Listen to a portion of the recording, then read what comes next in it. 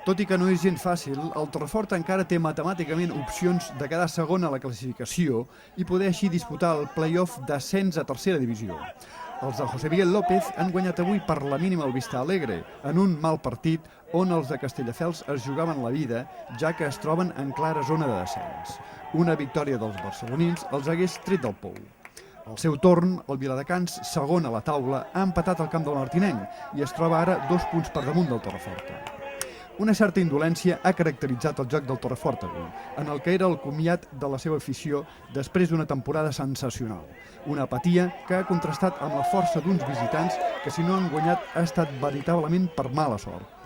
Realment, qui s'ha guanyat avui les garrofes ha estat el Vista Alegre. Un excel·lent gol del golejador Ferri, en rematar de cap a l'escaire una bona centrada, ha matat el Vista Alegre, que malgrat haver tingut fins a 8 ocasions de gol, 2 d'elles claríssimes, no ha pogut marcar. La primera part ha estat un festival dels de Castelldefels, amb rematades perilloses dels seus davanters, de Kevin i David Roja.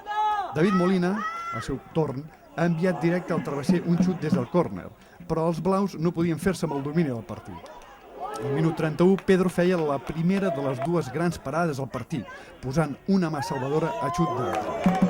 El Vista Alegre havia portat a Tarragona una sorollosa claca que animava els seus amb el clàssic «Sí, podem».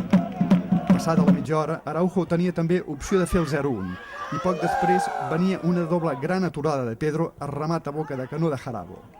Acabava la primera part amb un Torreforta vençut a tot arreu, menys el marcador. José Miguel López començava a moure la banqueta i la segona part ja seria molt més igualada, amb un Torreforta que començava a ensenyar les regles. Edu tenia una bona ocasió per la banda dreta, la seva, però el partit transcorreria amb certa tranquil·litat fins que a la mitja hora Ferri sorprendria amb un gran gol.